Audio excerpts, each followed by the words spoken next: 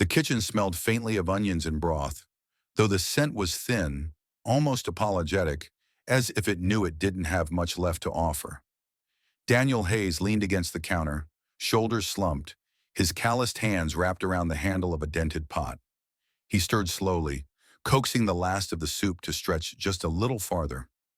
Steam drifted upward, curling around his tired face, and he exhaled with a quiet heaviness that seemed older than his 35 years. The soup wasn't much. Potatoes, a few carrots, some leftover chicken bones boiled down for flavor. But for Daniel and his 8-year-old daughter Lily, it was everything tonight. He ladled the broth into a single chip bowl, setting it on the small wooden table in their modest home on the outskirts of town. The heater rattled weakly, doing little against the sharp bite of the November air sneaking through the old window panes. Lily hopped into her chair, tucking her knees to her chest for warmth. Her honey blonde hair fell in messy strands around her freckled cheeks. She glanced at the bowl and then at her father, her big hazel eyes bright with trust. "You're eating too, right, Dad?" she asked, her voice sweet but tinged with concern. Daniel managed a faint smile. "Of course, kiddo. We'll share." He ruffled her hair, though his stomach twisted with guilt. He hadn't eaten much in days, quietly giving Lily the bigger portions. They both leaned closer to the steam rising from the soup, trying to catch warmth as much as flavor. Outside, the wind howled through the narrow street where their small duplex stood. The neighborhood was quiet tonight. Too quiet. Daniel had grown used to the muffled sounds of life here. Old trucks starting, dogs barking, kids playing stickball. But now, as he lifted the spoon, he noticed something else. Two silhouettes hovered near the frosted window, small, fragile, watching. Daniel froze, the spoon halfway to his lips. His instincts, sharpened by years of single fatherhood and hard knocks, flared up. He moved quickly to the window and pushed aside the curtain. There, under the dim glow of the street lamp, stood two children, siblings by the look of them. A boy and a girl, no older than 10. Their clothes were threadbare, their shoes soaked, their faces pale with hunger. The boy held the girl's hand tightly, as if to anchor her to the earth. For a moment, none of them moved. The wind whipped through, scattering brittle leaves along the cracked sidewalk. Daniel felt his chest tighten. He'd seen kids like this before, kids who slipped through the cracks, who didn't have anyone to lean on. He thought about Lily, warm and safe inside, and his heart ached. "Dad?" Lily's voice was soft, curious. "Who is it?" Daniel swallowed hard. He could have pretended not to see. He could have closed the curtain, locked the door, and kept what little food they had for themselves. But something in the boy's eyes stopped him, an unspoken plea, raw and desperate. He opened the door. Cold air rushed in, biting his skin. "Hey there," Daniel said gently, his tone cautious but kind. "You two okay?" The boy shook his head, lips trembling. "We're hungry," he whispered. His sister clung to his side, shivering so violently that Daniel could hear her teeth chatter. Daniel looked back at the table, at the single bowl of soup, at Lily, then at the children on his doorstep. His pulse quickened. His mind raced with practicality. There isn't enough. What if Lily goes to bed hungry? What if they get sick from not eating enough? But louder than those thoughts was something deeper. His father's old words echoing from memory. "Son, when you've got almost nothing, that's when kindness means the most." Daniel stepped aside. "Come in, it's warm in here." The boy hesitated, then led his sister through the doorway. They looked around the small kitchen with wide eyes as if entering another world. The girl's gaze locked on the soup. She swallowed hard, almost guiltily. Lily, bless her tender soul, slid the bowl closer to them. "You can have mine," she said, smiling shyly. Daniel's throat tightened. He bent down beside his daughter. "No, sweetheart. We'll all share." He fetched 2 more spoons from the drawer, placing them on the table. Then he carefully divided the soup into smaller portions, stretching it as far as it would go. 4 pairs of hands lifted spoons. 4 sets of eyes met over the steam. For a moment, the hunger, the cold, the weight of the world, they all faded. There was only the warmth of kindness in that small kitchen. The girl let out a small sigh of relief after her first sip. The boy's face softened, tension draining from his features. They ate slowly, as if afraid the moment might vanish. "What are your name?" Daniel asked softly. "I'm Sam," the boy said. He gestured to his sister. "This is Emma." "Nice to meet you," Daniel replied. "I'm Daniel. This is my daughter, Lily." Emma looked up at him, her eyes glistening. Thank you, Mr. Daniel. Something in her tone pierced him. Grateful, but also solemn, like she understood the weight of what he had given up. They finished the soup in silence, broken only by the clink of spoons against ceramic. When the last drop was gone, Sam pushed the bowl back, his chin lifting with quiet resolve. Ch, ch. You didn't have to help us, he said, stumbling over the words. But you did. I promise. We won't forget. Daniel reached across the table, resting his hand briefly on the boy's shoulder. Sometimes all we have is each other, he murmured. The children bundled themselves up again, preparing to step back into the night. Daniel's heart twisted. He wanted to stop them, to keep them safe, but he had no answers, no resources. Just faith that maybe, somehow, they'd find their way. Emma paused at the door. Her small voice, almost carried away by the wind, reached his ears. We'll come back, Mr. Daniel. I promise. And then they were gone, swallowed by the dark street. Daniel closed the door slowly, leaning against it as exhaustion pressed down on him. Lily came up beside him, slipping her small hand into his. Dad, she whispered, do you think they'll be okay? He didn't answer right away. His chest ached with worry, but also with something he couldn't quite name. Hope, fragile but alive. He squeezed her hand and forced a smile. They'll be okay, he said quietly, and so will we. What Daniel didn't know, what none of them knew, was that this single act of compassion, this one shared bowl of soup, had already set in motion a chain of events that would change their lives forever. Daniel lay awake long after the children had gone, staring at the ceiling where faint cracks ran like rivers through old plaster. The house groaned with the night wind, every creak reminding him how fragile their little world was. Beside him, in the small bedroom they shared, Lily slept soundly, curled beneath a quilt patched so many times it looked like a map of forgotten years. Her steady breathing was the only thing that grounded him. He closed his eyes, but the image of Sam and Emma standing in the doorway refused to fade, their hollow cheeks, the trembling in Emma's small shoulders, the quiet strength in Sam's voice when he said they wouldn't forget.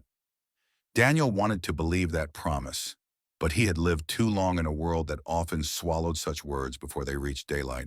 The next morning he pulled on his worn jacket and work boots, the leather cracked and dusted with dried cement from his job at the construction site. The cold bit through his sleeves as he walked Lily to school. She chattered about her teacher, her favorite book, the Christmas play she wanted to audition for. Daniel smiled, nodding, trying to keep his mind on her words, but part of him was scanning the streets, half expecting to see two familiar figures huddled in a doorway. They weren't there. After dropping Lily off, he headed straight to the job site, where the day was long, noisy, and hard on his back. The foreman barked orders. The air was thick with the smell of diesel, sawdust, and sweat. Daniel kept his head down, swinging a hammer, lifting beams, pushing his weary muscles through hours of labor. His co-workers laughed and cursed, trading stories about sports games and family dinners. But Daniel stayed quiet. He had no energy for small talk. His thoughts kept drifting back to Sam and Emma. Were they hungry again? Were they cold last night? Did anyone else see them? By the time his shift ended, the sky was already darkening, painted in bruised shades of purple and gray. Daniel's stomach grumbled, but he had little more than a loaf of bread waiting at home. He picked up Lily from the after-school program, and together they walked the familiar cracked sidewalks toward their duplex. She slipped her small hand into his, swinging it gently. Dad, she said, her voice soft, do you think Sam and Emma found a safe place? Daniel looked down at her, at the innocence in her wide eyes. She deserved honesty, but he couldn't bring himself to admit his fear. I hope so, kiddo. Sometimes, hope is all we've got. That night, they ate bread and butter at the kitchen table. Daniel tried to make it a game, slicing the loaf into funny shapes, telling Lily stories about knights and dragons to distract her from the growl in her belly. She laughed, her giggle lightening the heavy air. But once she fell asleep, curled in her quilt again, Daniel sat in the dark living room, staring at the empty soup bowl still drying on the counter. It felt like a relic, a reminder of something sacred. Days passed. Cold mornings bled into gray afternoons, and Daniel's routine carried on with mechanical rhythm. Work, school, home. Yet the memory of those children lingered, threaded into everything he did. He scanned alleys, checked park benches, even slowed his truck near the shelters downtown, hoping to catch a glimpse. Nothing. It was as if Sam and Emma had vanished back into the shadows from which they'd emerged. Still, Daniel couldn't shake Emma's words. "We'll come back." On the fifth evening after their visit, Daniel returned home with aching arms and blistered palms. He and Lily sat at the table, a small can of chili simmering between them. They bowed their heads for a brief prayer, something Daniel had grown rusty at, but found himself returning to lately. He prayed for strength. He prayed for those two children. When they began to eat, Lily looked up with that soft curiosity again. "Do you think they'll keep their promise?" Daniel hesitated, spoon halfway to his mouth. He wanted to say yes, but the world had taught him that promises, especially from desperate kids, often dissolve like mist. And yet he remembered the intensity in Sam's voice, the unwavering sincerity that didn't sound like a child at all. It sounded like a vow. "I think," Daniel said slowly, "if they can, they will."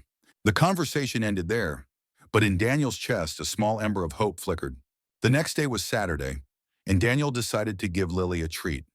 They walked to the park downtown, bundled in scarves and mittens.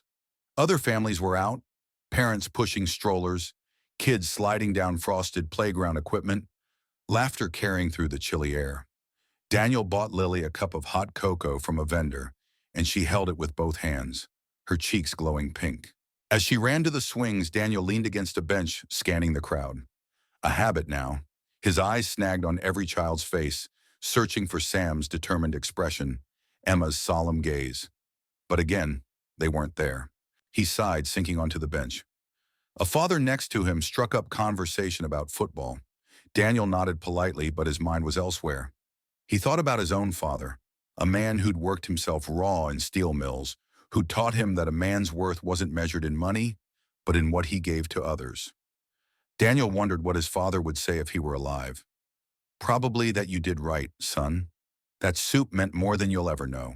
That night, as Daniel tucked Lily into bed, she whispered, "Dad, if they come back, can they stay with us? Just for a little while." Daniel's chest tightened. He brushed a strand of hair from her forehead. "We don't have much space, honey, but if they needed us, we'd figure something out." Lily smiled sleepily, her faith in him absolute. She drifted off, leaving Daniel alone with his thoughts once more. He sat in the living room, the hum of the old refrigerator filling the silence. He felt torn, half certain he'd never see Sam and Emma again, half haunted by the promise they'd return. What he didn't know, what he couldn't have known, was that miles away, in a world of wealth and influence that Daniel had never touched, gears were already turning. Choices were being made, doors were being opened, and soon the quiet life of a single dad in a worn-down duplex would be shattered by something he couldn't have imagined, all because of one bowl of soup. For now, though, he sat in the dim light, weary and hopeful, holding on to that fragile ember of belief that sometimes, just sometimes, the promises of children weren't just words carried away by the wind. The first snow came early that year. By Monday morning, the cracked sidewalks and sagging rooftops of Daniel's neighborhood were dusted white, like powdered sugar over a city that had long forgotten sweetness. Daniel scraped the frost off his windshield with the edge of an old loyalty card, his breath fogging in the cold dawn.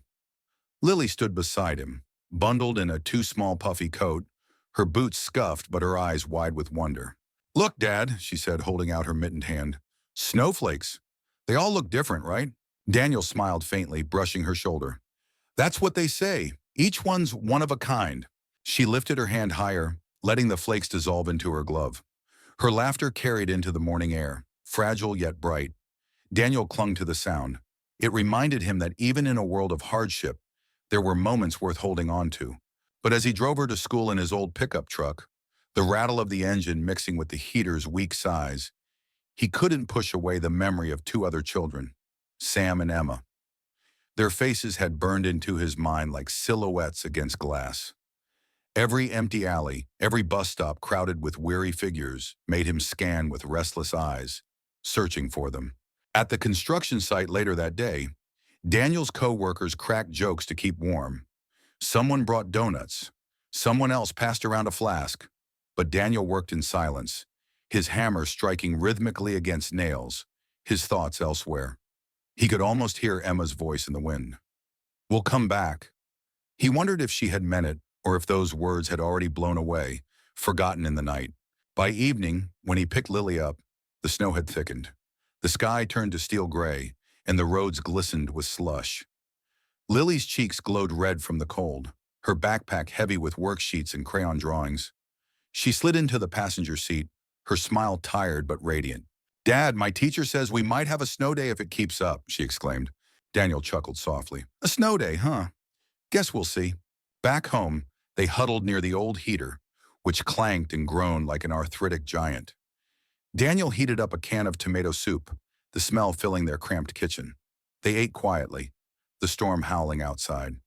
When Lily finished her bowl, she leaned back, eyes heavy with sleep. "Do you think Sam and Emma are warm tonight?" she asked, her voice barely above a whisper. Daniel's spoon paused midair. He forced a steady breath. "I hope so, sweetheart. I really do." That night, after tucking her in, he sat at the window, staring at the snow swirling under the street lamp. The city felt hushed, wrapped in a cold blanket. He tried to tell himself that worrying wouldn't change anything, but worry had a way of clinging tighter than the frost on his window. 3 days later, the snow melted into slush, revealing the city's familiar grit again. Daniel's boots splashed through shallow puddles as he walked to pick Lily up. She came running into his arms, her hair flying, her laughter filling his chest with warmth. But her next words hit him like a stone. "Dad, I thought I saw Sam and Emma today." Daniel froze. "Where?" "At recess," she said eagerly. "Two kids were standing near the fence. They looked just like them. But when I waved, they disappeared." He swallowed hard, trying not to let his emotions show. "Could have been other kids, honey." "Maybe," she said unconvinced. "But I felt like it was them." That night, Daniel found himself pacing the living room. He replayed Lily's words, her certainty. Maybe Sam and Emma had tried to find her. Maybe they were close. Or maybe Lily's tender heart wanted so badly to see them again that her mind had conjured them. The doubt gnawed at him, restless and raw. He wanted answers. On a Saturday, Daniel took Lily to the downtown library. A rare treat. She loved the smell of books, the quiet corners where stories whispered from every shelf. While she sat cross-legged on the rug flipping through picture books, Daniel drifted to the large windows overlooking the street. There, across the intersection, he caught a glimpse of two figures. Small, familiar, a boy and a girl. His breath caught, Sam and Emma. Without thinking, he stepped closer to the glass, heart pounding. But just as quickly, a bus rolled by, blocking his view. When it passed, the children were gone. "Dad?" Lily's voice pulled him back. She held up a book about snowmen, her face glowing with excitement. He forced a smile, his heart still thundering. "Nice pick, kiddo," he said, ruffling her hair. But inside, questions spun faster than ever. Were they following him? Were they hiding? And why? Why hadn't they come back like they promised? The following week, life trudged on. Work, school, dinner, sleep. Yet everything carried a new weight, as though Daniel were holding his breath for something he couldn't name. Then one evening it happened. He and Lily had just finished a simple dinner of rice and beans. She was coloring at the table while he washed dishes, the warm water soothing his raw hands. Suddenly, Lily gasped, "Dad, outside!" Daniel dropped the dishcloth, rushing to the window. His heart stuttered at the sight. There, parked at the curb, was a car. Not just any car. A sleek black sedan, its surface gleaming under the streetlight, its engine humming low like a predator at rest. In a neighborhood where rusted pickups and dented minivans were the norm, the luxury vehicle looked as out of place as a diamond in a coal pile. Daniel's stomach tightened. He dried his hands on his jeans, instincts flaring. "Stay here, Lily," he murmured, his voice steady but tight. Her wide eyes followed him as he stepped toward the door, every nerve alive with anxious anticipation. He opened it slowly. The cold air rushed in, sharp against his skin. The car door clicked open. A figure stepped out, framed by the streetlight. And in that suspended heartbeat, Daniel realized his life was about to change in ways he couldn't yet understand. Because some promises, no matter how unlikely, were meant to be kept. The air outside was sharp, heavy with the smell of wet asphalt and exhaust fumes from the idling car. Daniel's breath formed small clouds as he stepped onto the porch, his boots creaking against the wooden boards. He could feel Lily watching from behind the curtain, her small fingers gripping the fabric. The car door swung open slowly, deliberate, as if the driver knew the weight of every second passing. First, a polished shoe touched the ground, then a long coat, black and tailored, catching the light from the street lamp. Daniel's shoulders stiffened. Whoever this was, they didn't belong in this neighborhood. And then, two smaller figures appeared, a boy and a girl. Daniel's chest constricted. Sam and Emma. They looked different, cleaner. Their hair combed, their cheeks no longer hollow. Their clothes, though simple, were neat and warm, nothing like the threadbare layers they'd worn that night at his door. But their eyes, the same wide, earnest eyes, met his with something that nearly dropped him to his knees. Recognition, gratitude, relief. "Mr. Daniel," Sam said, his voice steadier than Daniel remembered. Daniel swallowed hard, his throat raw. You found your way back." Emma nodded, clutching her brother's hand. "We told you we would." Her small voice carried into the night like a promise finally kept. Behind them, a tall man stepped out of the car. His face was lined with age, his jaw sharp beneath silver hair. His overcoat was the kind you saw in businessmen downtown, the kind Daniel had only glimpsed from a distance when delivering materials near office towers.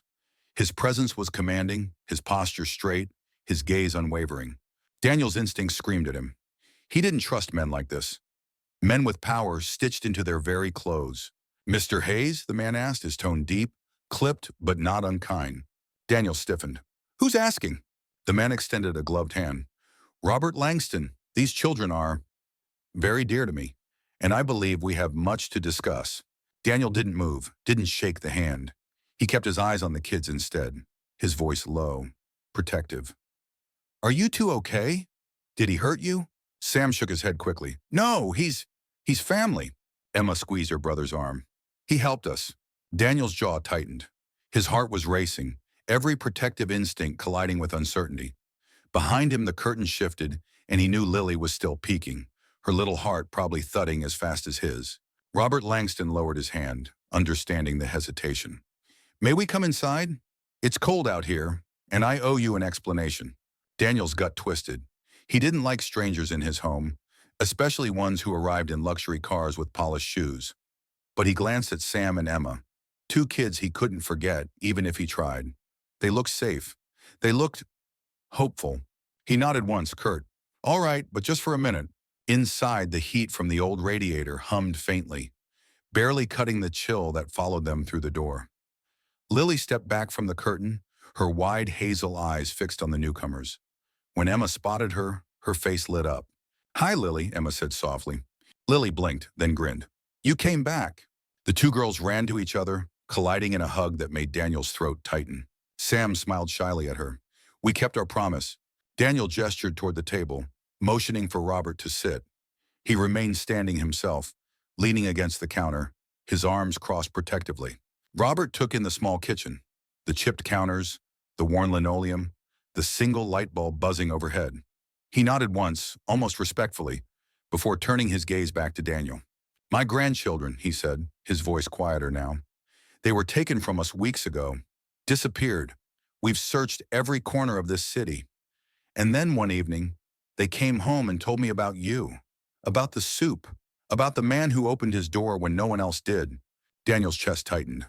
"They were lost? Out there in the cold?" Robert's jaw worked. "Yes. They ran when the people who were supposed to protect them failed. They found themselves alone, hungry, until you gave them something no one else had. Kindness." Daniel glanced at the kids. Emma had pulled Lily toward the table, the two girls whispering, giggling softly, as if no time had passed. Sam watched with a quiet pride, his young shoulders squared in a way that seemed older than his years. Robert leaned forward. "I don't take lightly what you did, Mr. Hayes. In a world where most turn away, you stepped in. That act saved them." Daniel's throat ached. He wanted to speak, to say he'd only done what anyone should have. But he knew better. Too many would have closed the door. Too many would have looked away. "Why are you here?" Daniel asked, his voice rough. Robert's gaze softened, almost weary. "Because gratitude must be expressed. And because I believe you deserve to know that your choice that night changed more than just a meal. It gave them back their trust in people. And for that, I am in your debt." Daniel bristled. Debt. Gratitude. Words from a world far removed from his own. He didn't need thanks. He didn't need gifts. He needed to keep his daughter safe, to make sure there was food on the table tomorrow. I don't want anything, Daniel muttered. Not from you, just make sure they're safe. That's all that matters. Robert studied him for a long moment, then nodded slowly. They are safe now. Because of you. The silence that followed was thick, heavy with unspoken truths. Daniel shifted his weight, torn between suspicion and relief. He didn't trust men in luxury cars, but he trusted the way Emma clung to Lily, the way Sam looked at him with unguarded gratitude. That, more than any polished speech, told him what mattered. Finally, Robert stood. We won't take more of your time tonight, but know this, your kindness will not be forgotten. Sam and Emma both hugged Daniel before leaving, their small arms fierce around his waist. Emma whispered, we'll come back again. For real this time. When the door closed, Daniel stood frozen, his heart thundering. Lily tugged at his sleeve. Dad, she whispered, eyes wide. They really did come back. Daniel pulled her close, his rough hand resting on her soft hair. Yeah, kiddo, he murmured. They did. But even as he held her, he knew something had shifted. The world outside his cracked window had brushed against his life in a way that couldn't be undone. The car had driven away, but its shadow lingered. And Daniel couldn't shake the feeling that this was only the beginning. That night, after the car's taillights disappeared into the dark, Daniel sat at the kitchen table long after Lily had gone to bed. The hum of the refrigerator filled the silence, its rhythm steady, almost mocking. He stared at the chipped surface of the table, at the empty soup bowl still sitting in the drying rack by the sink. His thoughts were restless, circling like hawks over a barren field. Robert Langston. The name alone sounded like something from a world Daniel didn't belong to. Wealth, power, clean shoes that had never touched mud. A man who carried himself with certainty, like he could move mountains with a single phone call. Daniel didn't trust men like that. They lived by rules different from the rest of the world. But the kids, Sam and Emma, he couldn't question the truth in their eyes. They were safe now, maybe even cared for, but they had chosen to come back here first. To him. Why? Daniel rubbed a hand over his face, rough stubble scratching against his palm. He'd given them soup, sure. But it was more than that, wasn't it? He'd given them a piece of himself, a risk, a choice, and they had brought back a piece of a world he thought he'd never touch. Upstairs, he could hear Lily turning in her sleep. He pictured her with Emma, the way their small arms had wrapped around each other as if they'd been friends forever. His daughter's innocence, her unshakable faith that good things were still possible, it both terrified him and kept him alive. The following morning, Daniel's alarm rang at 5. He slipped out of bed quietly, pulling on his worn jeans and heavy boots. His body was sore, his hands cracked from the cold. But work didn't wait. He scribbled a note for Lily. Back soon. Cereal's in the cupboard. Love you, and left for the construction site. At work, his co-workers noticed he was distracted. You look spooked, Hayes. One of them, a burly man named Rick, muttered while stacking lumber. What happened? Ghost walk into your house? Daniel forced a dry laugh. Something like that. He didn't tell them about the car, or the man, or the kids. Some things were too fragile, too personal, to be thrown into the noise of a job site. All day, though, he couldn't shake the image of that sedan parked in front of his rundown duplex. He swung his hammer harder than usual, sweat dripping despite the chill. By evening, when he picked Lily up from school, he was bone-tired but wired, his nerves humming. Dad, Lily said as she buckled herself into the truck. Do you think Sam and Emma will come again? Her voice was filled with fragile hope, and Daniel's chest tightened. He didn't want to crush that hope, but he also didn't want to make promises he couldn't keep. Maybe, he said softly, maybe sooner than we think. The next weekend, Daniel decided to take Lily downtown to the farmer's market. They rarely went. It was usually too expensive. But Lily loved the colors, the smells, the bustle. She held his hand tightly as they wandered through stalls of fresh bread, apples, jars of honey that glowed golden in the sunlight. Street musicians strummed guitars, their voices carrying above the chatter of shoppers. For a moment, life felt almost normal, almost light. But then he noticed the stares. Not at him, but at Lily. People weren't used to seeing a little girl in a faded coat, clutching her father's rough hand, in a place where polished shoes and cashmere scarves were the norm. Daniel straightened, shielding her with his presence, his jaw tight. "Dad," she whispered, "why are they looking at us?" He crouched, meeting her eyes. "Doesn't matter, let them look. We've got nothing to be ashamed of." Her hazel eyes softened. She nodded, trusting him completely. As they walked on, Daniel caught sight of something that made his breath hitch. At the edge of the market, near a vendor selling kettle corn, stood a familiar figure. Sam. His posture was unmistakable, shoulders squared, protective, his hand hovering near Emma's. Daniel froze. Sam saw him too, their eyes locked. Recognition, relief. Emma turned, her face lighting up. She tugged Sam's sleeve, and then both children were running toward him, weaving through the crowd. "Mr. Daniel!" Emma cried, her small voice cutting through the noise. Before Daniel could react, she had thrown her arms around his waist. Sam followed, standing tall, his expression resolute but tender.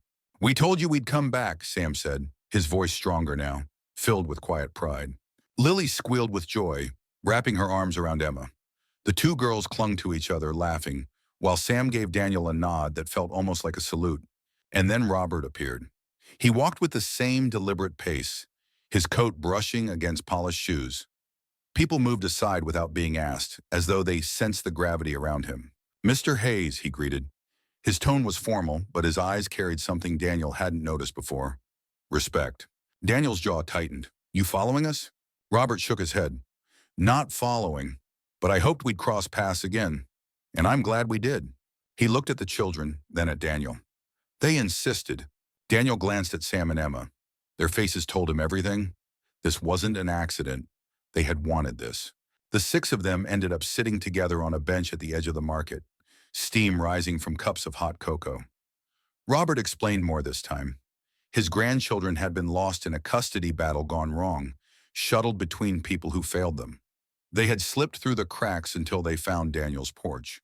"They told me," Robert said, his deep voice carrying above the noise, "that night saved them, that a stranger's table gave them back their faith." Daniel shifted uncomfortably, gripping his cocoa. "I just did what anyone would do." Robert's eyes narrowed, almost sorrowful. "No, not anyone. Too many would have closed the door." Daniel didn't know what to say. He looked at Lily, her cheeks flushed with laughter as she shared her cocoa with Emma. He looked at Sam, who sat straight, his gaze full of quiet strength.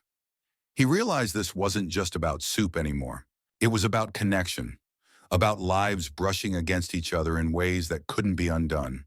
As the market buzzed around them, Robert leaned closer. "I meant what I said, Hayes. Gratitude must be expressed. And whether you like it or not, your life and theirs are now tied together." Daniel felt the truth of it settle deep in his chest. He wasn't sure if it was comfort or burden. Maybe both.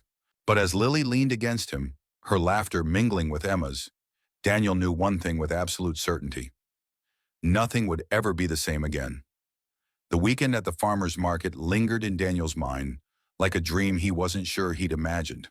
The warmth of Lily and Emma laughing together, the weight of Sam's steady nod, Robert's words heavy with promise. It had all left a mark. He returned to his duplex with Lily that evening, carrying more than a bag of apples. He carried questions, tangled and restless. All week at work, his mind wandered.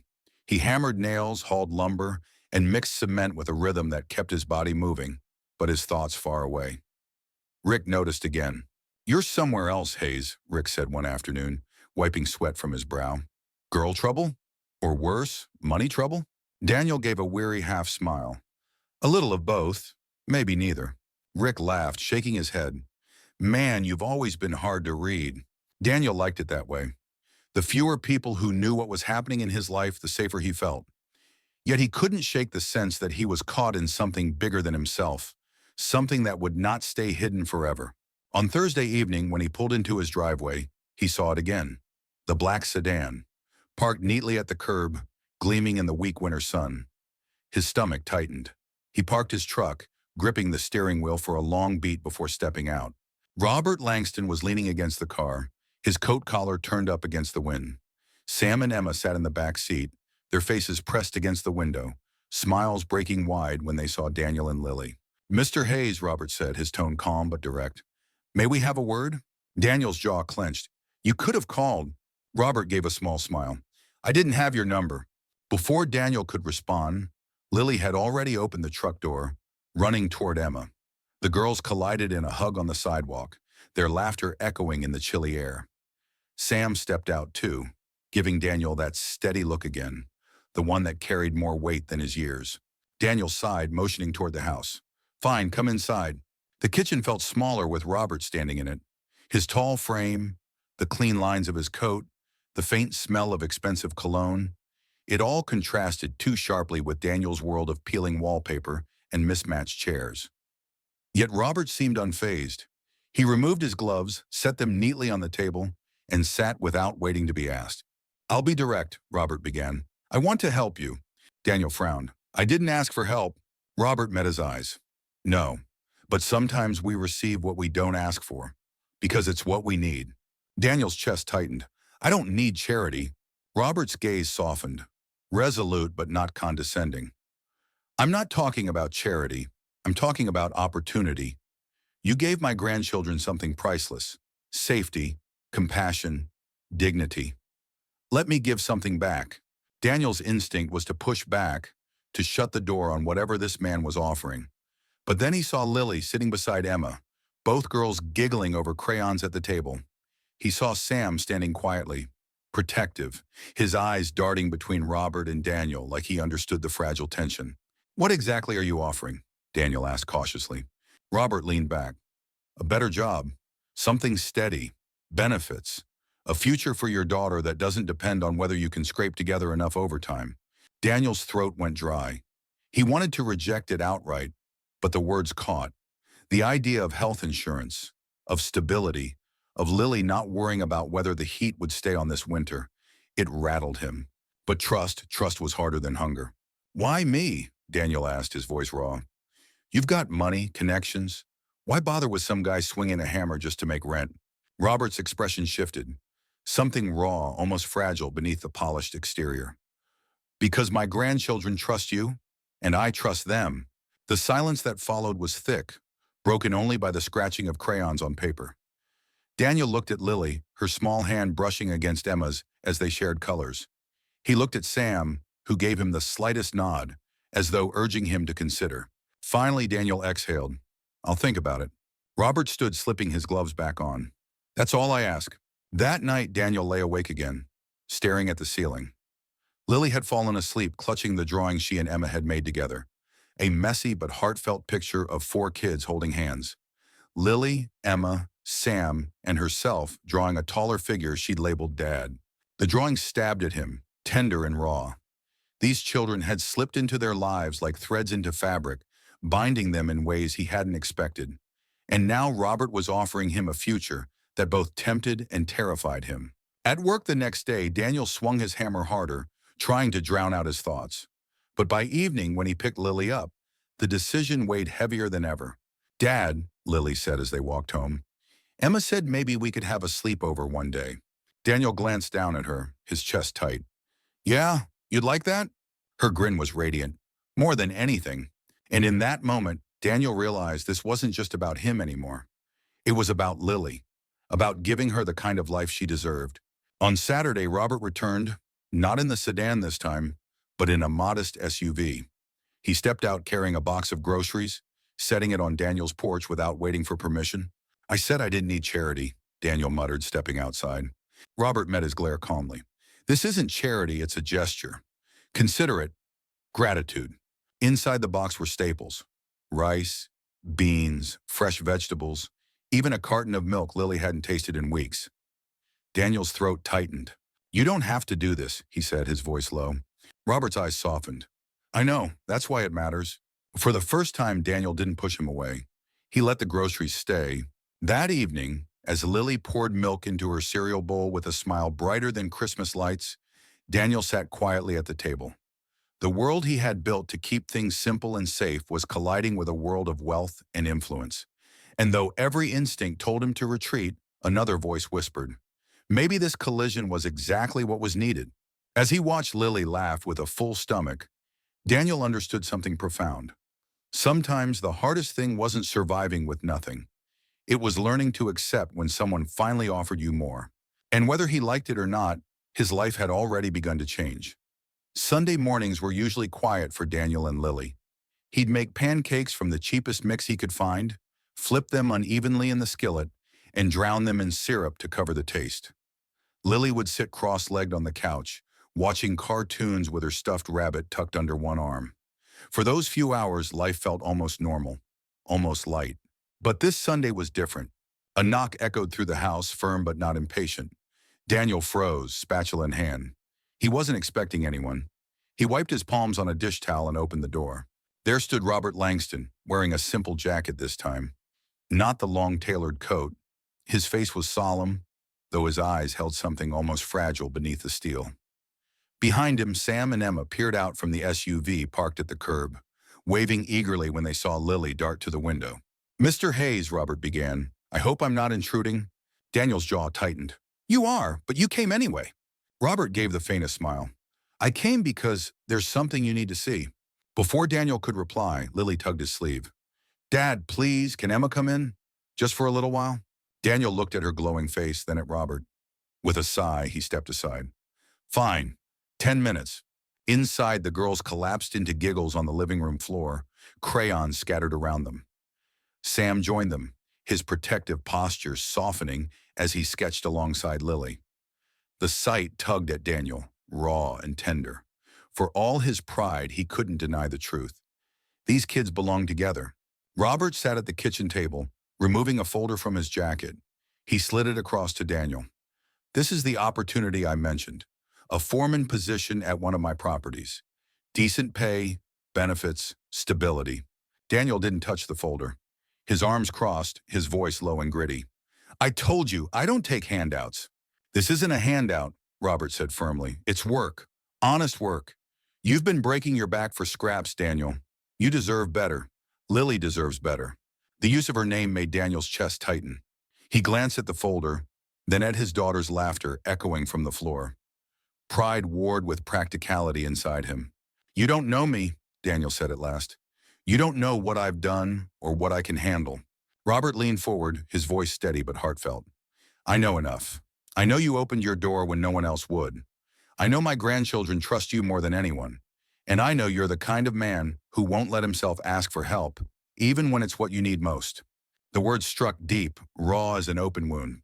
That night, after Robert and the children left, Daniel found himself pacing. Lily had fallen asleep with Emma's crayon drawing tucked under her pillow, a picture of their two families sitting at one table. Daniel's hands shook as he unfolded the papers from the folder. Health insurance. A salary twice what he made now. Paid time off. The kind of life he'd once dreamed of before it all crumbled. But with every promise written in neat black ink came a fear he couldn't name. Accepting meant stepping into Robert's world, and Daniel knew nothing came free, no matter how kindly it was packaged. The following week, things began to shift. At work, Daniel found himself going through the motions with a restless edge. He hammered harder, carried beams longer, trying to outrun the decision gnawing at him. Rick slapped him on the back one day. "You look like a man with something big on his mind," Rick said. Daniel grunted. "Something like that." That evening, when he picked Lily up, she carried a note in her backpack. A carefully written invitation, in Emma's handwriting, asking if she could come for dinner next weekend. Lily's eyes sparkled with anxious hope. "Please, Dad, just once. We could make spaghetti." Daniel's throat tightened. He didn't want to admit it, but the idea of Emma and Sam at their table, laughing beside Lily, filled him with a quiet longing. Maybe it wouldn't be so bad. Maybe some walls could be let down. Saturday arrived. Daniel bought a box of pasta and a jar of tomato sauce. The cheapest brands, but it felt like a feast to him. He even picked up a loaf of bread from the day-old rack. Lily hummed as she set the table, carefully placing mismatched plates and folding napkins into lopsided triangles. When Robert arrived with Sam and Emma, the house felt alive in a way Daniel hadn't felt in years. The children filled the air with chatter, laughter bouncing off the peeling wallpaper. Sam even told a joke that made Lily spit water across the table, sending everyone into fits of giggles. Daniel watched, his chest aching with something raw and tender. For the first time in a long while, his house felt like a home. After dinner, Robert pulled him aside. "You see it now, don't you? How easily your world and theirs connect." Daniel met his gaze, guarded. "And what happens when it all falls apart? When someone like me can't keep up with someone like you?" Robert's voice softened. "That's fear talking, not truth. You're stronger than you realize. And this isn't about keeping up. It's about walking side by side. The words lingered long after Robert and the children left. That night, as Daniel tucked Lily into bed, she looked at him with sleepy eyes and whispered, "Dad, I wish they could stay forever." Daniel sat on the edge of her bed, brushing her hair back. His voice was quiet, almost fragile. "Sometimes, kiddo, people come into our lives for reasons we don't understand. Maybe, maybe this time, they're meant to stay." She smiled, drifting into dreams. Daniel remained there in the dim light, his thoughts a storm. He knew the path ahead wouldn't be simple. Accepting Robert's offer meant more than a job. It meant opening himself to a world that scared him. It meant letting his pride bend for Lily's future. And deep down, he knew a choice was coming, one that would define not just his life, but hers. The week after the dinner, the neighborhood started noticing things. Daniel had lived on that street long enough to know how quickly whispers traveled. The cracked sidewalks, the peeling paint on porches, the old trucks that coughed smoke in the mornings. This was a place where everyone's struggles were worn like secondhand coats, and people noticed when something didn't fit. When Robert's SUV appeared again on Friday evening, idling outside Daniel's duplex, old Mrs. Donnelly across the street was the first to lift her blinds. By the time Robert stepped out with Sam and Emma, 3 more curtains had shifted. Daniel felt the weight of those eyes like stones pressing into his back. He hated it. Inside, Lily didn't notice. She threw her arms around Emma, her laughter bubbling up like it had been waiting all week. Sam clapped Daniel on the shoulder, his quiet nod carrying more respect than most grown men offered. And Robert, ever composed, simply asked, "May we come in?" Daniel let them in, but his jaw was tight. Later that night, after the children had settled on the floor with board games and crayons, Daniel stepped onto the porch with Robert. The air was crisp, the faint smell of wood smoke drifting from chimneys down the block. "You're drawing attention," Daniel said, his voice raw and tense. "These people, my neighbors, they don't understand why a man like you keeps showing up here." Robert studied him carefully. "And you? Do you understand?" Daniel's chest tightened. "I understand enough to know I don't like being a spectacle. I don't want Lily growing up with people whispering about us." Robert's tone softened. "Sometimes whispers are envy, Daniel, not judgment. They see something different, and they talk. But what matters is what you and Lily feel inside this home." Daniel rubbed the back of his neck, restless. He wanted to believe that, but years of pride and survival told him otherwise. Around here, being different didn't bring envy. It brought suspicion, and he didn't want Lily caught in the middle. The following morning, Daniel stopped by the corner store for milk. He could feel the stares, the unspoken questions. Rick, his co-worker, happened to be there too, sipping coffee near the register. "Hayes," Rick said, his tone casual but edged. "Heard you got yourself some fancy visitors lately. Black car, polished shoes. You moving up in the world?" Daniel forced a steady breath. "Just friends." Rick smirked. "Friends like that don't just drop by this part of town?" Daniel's fist clenched, but he said nothing. He paid for the milk and left, the weight of Rick's words sitting heavy on his shoulders. Back home, Lily bounded into the kitchen with a drawing in her hand. It showed her, Emma, and Sam playing under a sun that nearly took up the whole page. In the corner, 2 taller figures, her dad and Robert, stood side by side. "See, Dad," Lily said proudly, "I drew you and Mr. Langston too, because we're all together now." Daniel's throat tightened. He forced a smile, ruffling her hair. That's beautiful, kiddo." But inside, his heart twisted. Was this what it meant? That Lily would start seeing Robert as part of their life? Part of their family? It scared him. Not because Robert was unkind, but because Daniel had spent years building a fragile world where it was just the two of them, fighting through every storm together.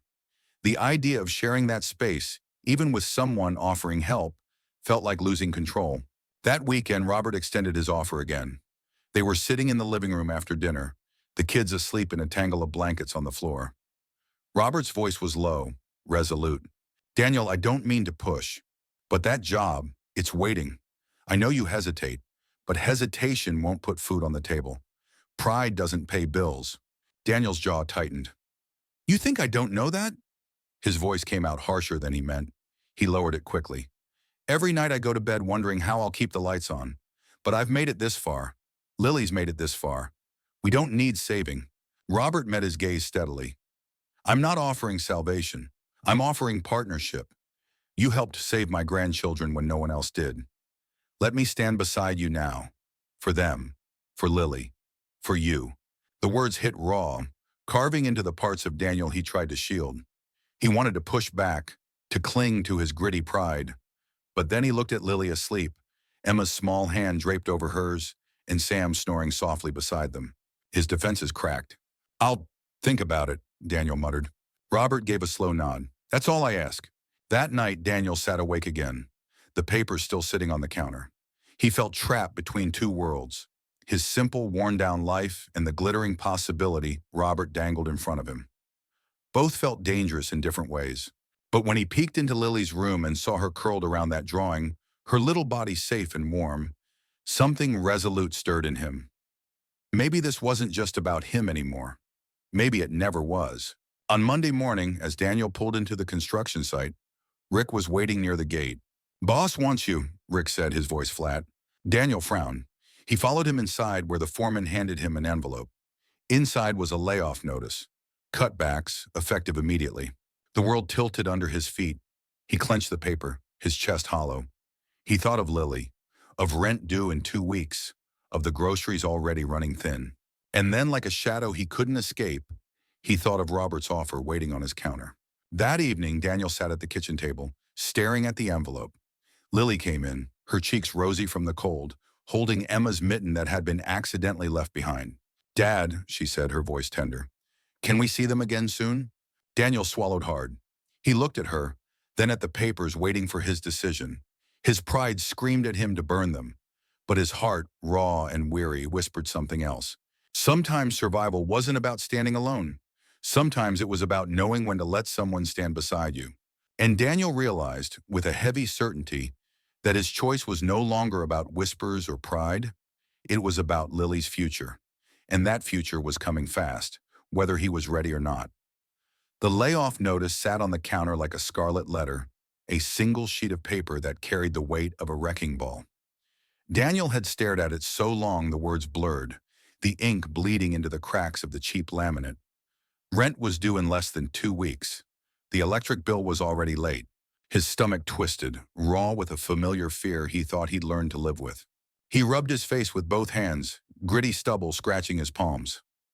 Lily was humming in the living room, coloring beside the heater that rattled and clanked like it might give out any second. The sound was tender, innocent, a reminder that her world hadn't shifted yet, not like his had. For years, Daniel had survived by grit and stubbornness. He'd taken every odd job, every back-breaking shift, every insult from bosses who knew he needed the work. And through it all, he told himself pride was his armor, that as long as he stood tall, Lily would see a father who never bent. But now, pride didn't pay bills. Pride didn't keep the lights on. Pride didn't put food in her lunchbox. And on the counter beside the layoff notice sat Robert's folder. By Monday evening, Daniel couldn't stand the sight of it anymore. He shoved the envelope into a drawer, grabbed the folder, and drove to the address scrawled on the inside flap. The Langston building loomed downtown, glass and steel rising above the street like a fortress. Daniel's old pickup looked out of place parked beside polished sedans and imported SUVs. He hesitated on the sidewalk, his breath fogging in the cold, nerves tense. His boots felt heavy, his jacket too thin for a place like this. But then he thought of Lily's face when she'd poured milk into her cereal after Robert brought groceries. That fragile joy, that small, radiant hope. He squared his shoulders and walked inside. The receptionist barely looked up before directing him to the 15th floor. The elevator ride felt endless, mirrors on every side reflecting his tired eyes, his raw uncertainty. When the doors opened, Robert was waiting, as if he'd known Daniel would come. "I hoped you would," Robert said, his voice calm, resolute. Daniel handed him the folder. "I'll take the job, but I want one thing clear. I don't want handouts. I'll earn every cent." Robert's lips curved in a small smile. "That's exactly why I chose you." The next weeks blurred into a new rhythm. Daniel traded the chaos of the construction site for the order of managing crews at one of Robert's properties. The pay was steady. The hours were long but predictable. For the first time in years, he felt like he wasn't treading water. He came home with groceries in the truck bed instead of worry in his eyes. He fixed the heater. He even bought Lily a new coat, the kind with a hood lined in faux fur that made her look like a snow angel when she wore it. Her smile, radiant and heartfelt, made every sacrifice worth it. But change carried shadows too. Neighbors noticed the shift. Rick cornered him at the corner store one morning, eyes narrow, voice tense. Heard you landed a cushy gig with the rich guy. Must be nice, Hayes. Guess the rest of us just ain't lucky enough to have fancy friends. Daniel bristled. It's not luck, it's work. Rick scoffed. Yeah, work, sure. The word stung more than Daniel wanted to admit. Suspicion lingered in the way people looked at him now, as though he'd betrayed the grit of their shared struggle. And part of him wondered if they were right. Lily, though, was untouched by the whispers. Every chance she got, she begged to see Emma and Sam. Their laughter filled Daniel's home on weekends, the three kids sprawled on the floor with board games, crayons, and hot cocoa. Emma always brought a little drawing for Lily. Sam always made sure the girls had the bigger half of whatever snack they split. Daniel watched them, his chest aching with something fragile and tender. For all his doubts, he couldn't deny that his daughter's world was brighter now. One Saturday evening, after the kids had fallen asleep in a heap of blankets on the couch, Robert sat across from Daniel at the kitchen table. You've done well, Robert said, his tone warm. The crews respect you. The work is cleaner, safer. You've earned this. Daniel sipped his coffee uneasy. Still feels strange, like I'm living in two worlds at once. This one, he gestured to his small, worn kitchen. And yours. Robert nodded slowly. Worlds don't have to collide, Daniel. Sometimes they can blend. It just takes trust. Daniel's jaw tightened. Trust is expensive. Robert's gaze softened. Yes, but worth it. That night, as Daniel lay awake, he thought about Robert's words, about pride, about trust, and about the fragile line between gratitude and dependence. He didn't want Lily growing up thinking they owed anyone their lives. He wanted her to know her father had fought for everything they had. But when she whispered in her sleep, clutching Emma's hand, I'm glad we found them, his heart cracked open. Maybe this wasn't about debt or pride anymore. Maybe it was about family, messy, unexpected, but real. Then one cold evening near the end of the month, Daniel's uneasy balance was tested. He had just finished dinner with Lily when headlights swept across the living room wall. The rumble of a car engine outside. Daniel's gut tightened. Too late for Robert, too deliberate for a neighbor. He pulled the curtain aside. A black car, different from Robert's, sat idling at the curb. Tinted windows. No movement. Lily patted over, her voice anxious. Dad, who is it? Daniel's jaw set. Stay here. He stepped onto the porch, the night air biting against his skin. The car door opened. A man in a dark coat stepped out, his expression unreadable, his tone sharp. You're Daniel Hayes? Daniel's fist clenched. Who's asking? The man's eyes narrowed.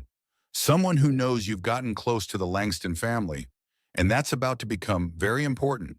Daniel's stomach dropped, raw fear mingling with anger. He didn't know who this man was or what he wanted, but one thing was clear. The ripples of that single bowl of soup had reached farther than he ever imagined. And now his world wasn't just colliding with Robert's, it was on the edge of something bigger, something dangerous. Daniel stood frozen on the porch, the cold night air slicing through his jacket as the stranger's words sank in. The man's voice had been clipped, businesslike, but there was a grit beneath it that made Daniel's instincts flare. Why does it matter if I know the Langstons? Daniel asked, his voice low, steady. The man adjusted his dark coat, eyes sharp. Because people are watching, and when ordinary men like you start walking with powerful families like them, lines blur, enemies take notice. Before Daniel could respond, the man slid back into the car. The engine revved, and the black vehicle disappeared into the night, leaving nothing but the faint smell of exhaust and a storm raging in Daniel's chest. Inside, Lily clutched the curtain, her eyes wide and anxious. Dad, who was that? Daniel knelt in front of her, brushing a strand of hair from her forehead. Nobody we need to worry about right now, kiddo. You're safe. But even as he said it, his stomach twisted. He had faced layoffs, poverty, and loneliness. But this was new. A reminder that stepping into Robert's world meant inheriting its shadows too. The next morning, Daniel drove to the Langston building. He didn't bother with an appointment. He marched past the receptionist, straight into Robert's office, the layoff notice and the stranger's words still burning in his mind. Robert looked up calmly, though his eyes narrowed at Daniel's expression. What happened? Daniel told him, every word, every detail, raw and unvarnished. Robert listened in silence, then leaned back, his jaw set. I was afraid of this. Old rivals. People who see every kindness as a weakness to exploit. But you, he paused, his tone tender but resolute. You shouldn't be caught in this. Daniel slammed a hand against the desk. But I am, because your grandkids showed up at my door, because I fed them when nobody else would. And now my daughter, my Lily, she's part of this too. You think I can just step aside now? The room fell quiet. Robert studied him, something like respect softening the steel in his eyes. No, he said at last. I don't think you can, which is why I want you with us. Not on the outside, beside us. Daniel's breath hitched. It wasn't a command. It was an invitation. And for the first time, he felt the fragile line between their worlds shift into something like unity. Days turned into weeks, tense but strangely hopeful. Daniel's new job stabilized their lives. The kids grew closer, Lily and Emma inseparable. Sam stepping naturally into a protective older brother role. Laughter filled Daniel's duplex more often now, its walls less fragile under the weight of joy. But the warnings lingered. Some nights, Daniel caught himself checking locks twice, scanning the street for headlights that didn't belong. The grit of fear was there, but so was something stronger: resolve. One evening, as the four children played cards on the living room floor, Daniel sat at the kitchen table with Robert. Steam curled from their coffee mugs, the silence between them heavy but not hostile. You've given them more than soup, Hayes, Robert said finally. His voice was quiet, heartfelt. You've given them a sense of family, something even I couldn't. Daniel looked over at Lily, her head bent close to Emma's, their laughter raw and unguarded. His throat tightened. All I ever wanted was for my kid to feel safe, to know she was loved. I didn't expect this. Robert nodded. Neither did I, but sometimes the smallest acts ripple the farthest. That winter, Daniel's life took on a new rhythm. He still worked hard, boots on the ground, hands calloused from long days. But he came home to warmth, to stability, to a table that no longer felt empty. Pride hadn't been destroyed. It had been reshaped, forged into something that carried both grit and grace. The neighbors still whispered, but Daniel found he cared less. For the first time in years, he wasn't surviving on scraps of hope.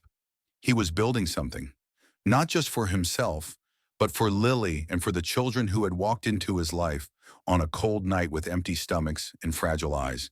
One evening after dinner, the kids bundled up to play in the fresh snow.